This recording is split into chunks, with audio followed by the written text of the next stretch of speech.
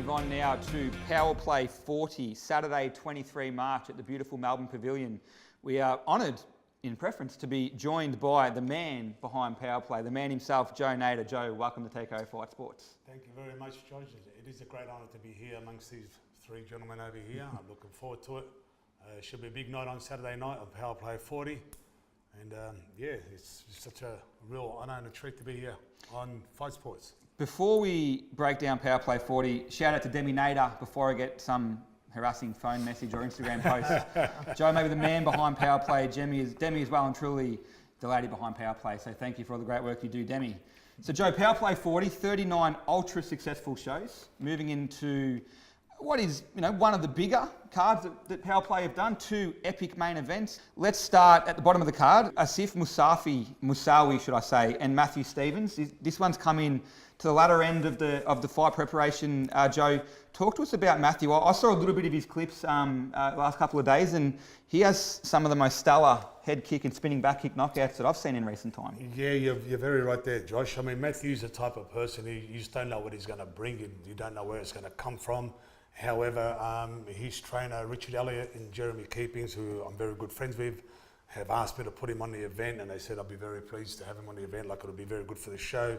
I've done some research on him, and if you have a look at the way he fights, he's quite interesting, very interesting kid.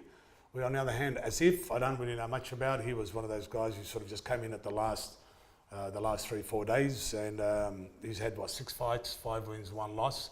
But, anyone that's prepared to take on that fight on a short notice. Yeah, absolutely. And, speaking to their camp or their trainer and say, yep, we'll take it. Yep. They've got to have some bit of confidence about it. So no doubt. Don't underestimate him. One of the strengths of Powerplay too, Joe, is, as you just said, you've done some research and it's only the start of the card. Now, there's 9 fights on Powerplay, but the quality of Powerplay has always been up there. From start to finish, it's always good fights, always evenly matched, and that's one of the reasons why I love coming to your shows and fighting on them. Crowd's unreal. Always a good night, plenty of good fights, and it's a joy to be on. Chris, I want to pick your brain. Matthew and I spoke yesterday, and he talked a lot about switching stances. He's an orthodox fighter, but will go southpaw quite regularly and switch backwards and forwards just to confuse his opponent. So from your experience, how hard is it to fight someone that switches so consistently? Good question. Now, if he does it correctly, it doesn't make it awkward. Always worries me when I get a young student who's only had 2 or 3 fights. I'm watching them spar and they're changing their stance. Yep. I grab them by the ear and say, listen to me, son. Learn to fight one way first, and then down the track you can fight the other way. So if he knows what he's doing, it can cause a problem. But does he have that knowledge quite yet? I'm not sure. I haven't quite seen that. So yeah, it will be seen come Saturday night. Thank you for your insights. Fight 3, KIM-ALINA, BALDACCHINO and Stephanie Glue. Powerplay 39, KIM-ALINA and Jacinta, sorry. A big rematch, and it was the head kick knockout heard right around the Melbourne Pavilion. It was flush, it was shin on chin, it was delivered perfectly. Before we talk about this current fight, just give me your reflections on that performance from KIM-ALINA back at Powerplay 39.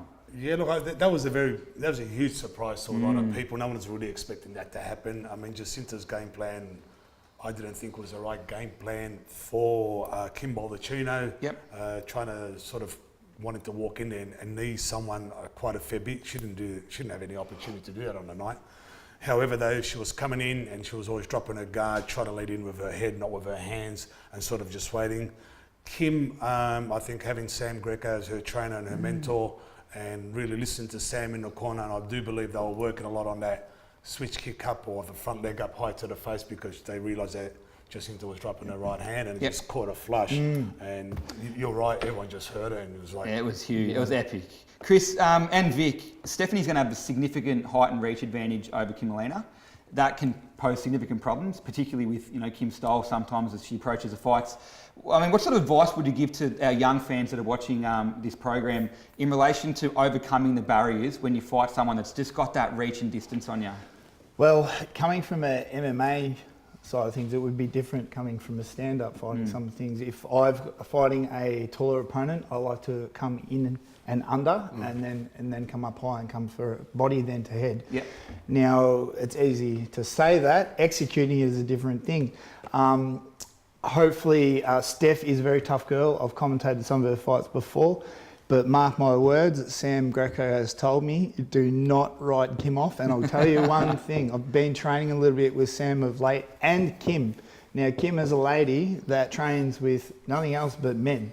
She can take a punch. She got a high work rate, and she will be there to deliver. I know the stats are a little bit stacked in Steph's way, but don't write Kim off, even though Steph is a very tough opponent. And as you said, you know, when you get the women that are mixing it up with the guys only, you know, they can mix it up with just about anybody in their own division, you know, so tough as nails, you know, so. 100%.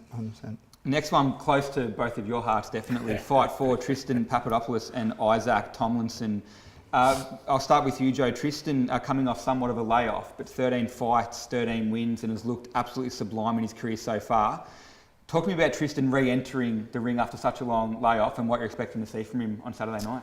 Look, you know, sometimes it works against you because you've had that layoff and you sort of become a little bit stale and you're trying to get yourself back into the momentum of training and get yourself fight fit and the conditioning and everything else that goes with it. But look, I've got a lot of confidence in my boy, you know, and we don't disrespect Isaac in any way. We don't take him lightly. And coming from a camp and a trainer such as Chris, you know, you can't take that lightly at all. However, I will tell you this, Tristan doesn't take no shortcuts. He'll be back. He's training hard. I was a little bit concerned going back 6 weeks ago. He's upped his training dramatically within that period, and he's right on target at the moment. So don't expect to see anything different from him. Excellent. And look, like you're saying, Joe, and that's straight back at you. With Isaac, we know he's coming from your camp, so it's going to be a ripping matchup. Isaac has got one of the highest work rates I've ever known. This kid is 19 years old, he's not even 20, and every day he is the first in the gym, and half time I have to kick him out of the gym every night. He lives there practically.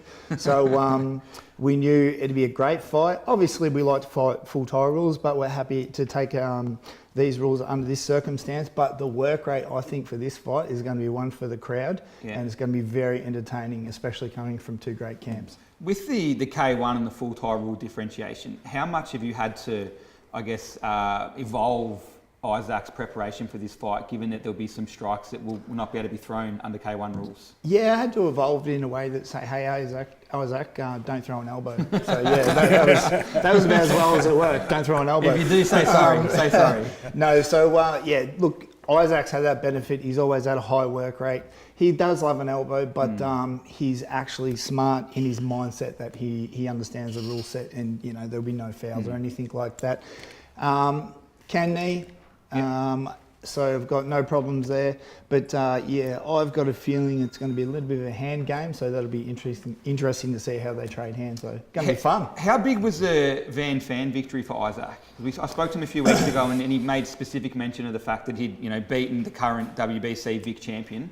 How big is that for his career so far, do you think?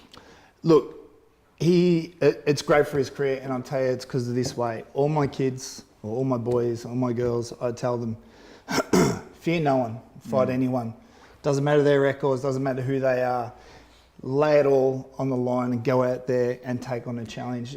I've had so much life experience with crap that's happened that nothing inside of the ring can compare to anything that's happened outside of the ring. I don't know about you, Vic, but my life experience has told me lay it all on the line, give it a crack, and he did, and he knocked out Fan with the left elbow, which he does love, but he is adjustable and can use his hands very well. So hopefully down the track that might happen again.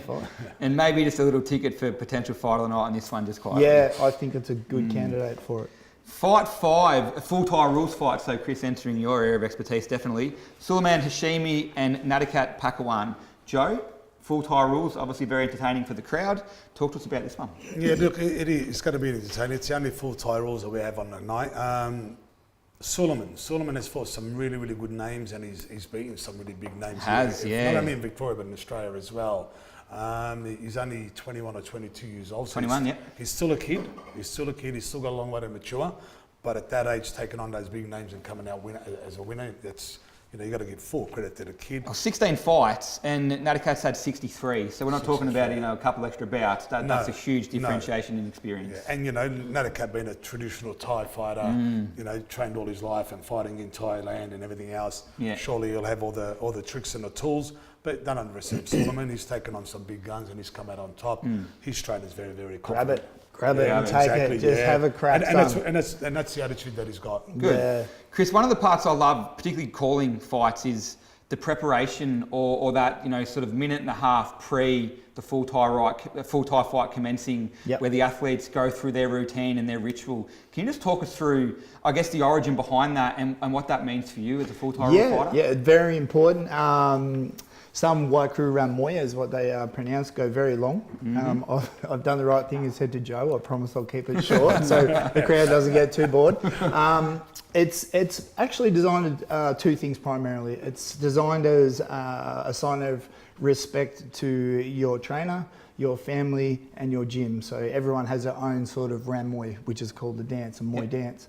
And then also the other aspect of it too is to warm and stretch up. So that's the other aspect why some people take 10 minutes in doing it, so to speak. And then they get a little bit toy right at the end. You might see a few arrows thrown or some sword cuts or something where they try and get in the mind of the opponent. So look, I love it personally. I understand some crowds mightn't like it. For me, it's a thrill.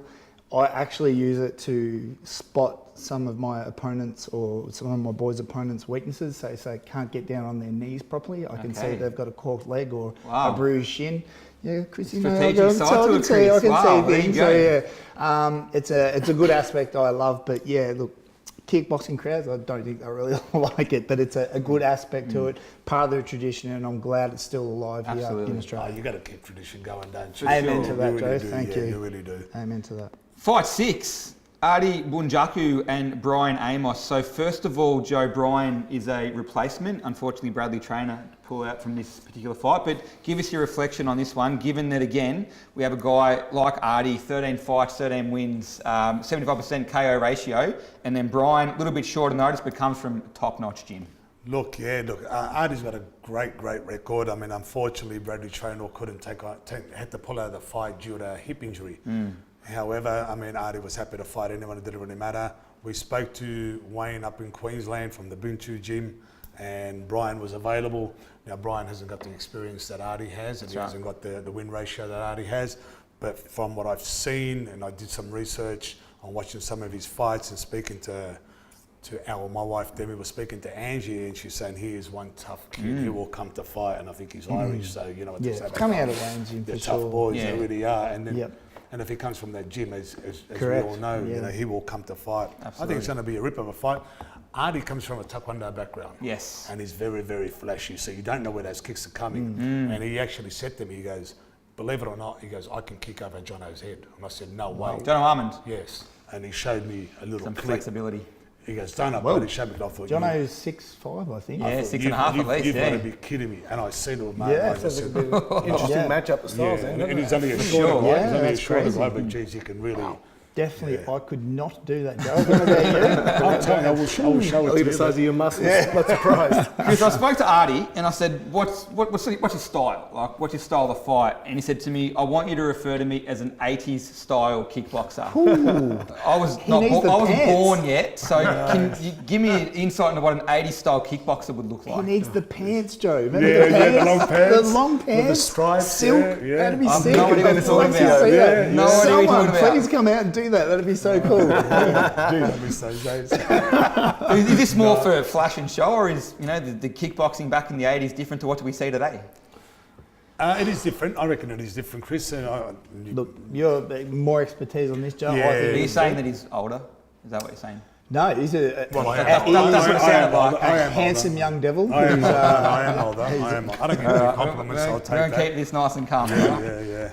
and he pays me, so I've got to be nice. We're at fight 7, and this one I'm really, really looking forward to. Marcus Burke and Brad Davies. Joe, there's a little bit of history behind this one. So with the family tree, if you will, can you just walk us through why this one is actually going to be such a cracker fight? Actually, this is a very, very interesting story here. You got Jaden Wright, who fought Billy Atkin from Queensland, and it was such a good fight. Billy Atkin ended up doing what many people couldn't do to Jaden, and he TKO'd him, and Jaden just could not get up. And I wanted to try and get the rematch. However, Jaden never got back into training after that fight and sort of disappeared. So we decided to bring in Jaden's training partner, from XFC, Marcus Burke, to fight Billy Atkin, and we thought, this would be great. Good replacement too. Marcus can bang. Yeah, he can. He's getting on in age, but he can still mix it. Don't worry about the age difference, as you would know, Chris. So we brought in Marcus to fight Billy, and Marcus did the job on Billy, and he won on points, which was a great fight. Great fight. And now we got Brad Davis, who was Billy's training partner, wants to take on Marcus. So this is like a bit of a revenge type of thing between two gyms. Not that they're causing it. I'm Not the at one- all. I'm the one who's causing this. But it adds some intrigue, yeah. When you got that sort of history, it adds some intrigue to this fight because you're not only really fighting for yourself, as you always do, but you're almost fighting for your gym as well, aren't you? You're fighting for your people. Well, yeah, you are now, aren't you? So it's a very quite interesting story, but I've seen Brad now. I've seen his fights on YouTube and on some DVDs, and I've seen Marcus. Obviously, he's fought on Powerplay before. Brad's got a great record, so has Marcus. Marcus has had 13 fights for 13 wins. Marcus, I don't find him to be he's not a knockout fighter. He's more of just a workhorse who will come out to just keep the work rate up and try to win the fight on points. But don't underestimate the guy. Yeah, It'd be interesting you said that, Joe, because that's what I was going to say about Marcus. His work rate's huge too. I think Kelly at XFC there, he always builds high work rates. Absolutely. Consistency, loves the inside low kicks, hands and everything like that. So two clashes of styles like that, it's got another cracker of a matchup written all over it. Yeah. But we've also got two, if I can just add there, you've got Artie. Artie's had 13 fights, 13 wins. And Marcus has had 13 fights, 13 wins. They're fighting two different opponents. And they're both at the same weight. Yeah. So the way I'm looking at it is if these two guys can come up with the victory, you know, they'll meet each other and have a Powerplay 41. I like it. Deliciousness I like written it. all over it. No pressure though, guys. No, not at all. Just got to think ahead, guys. That's all. I thought I'd just check that in.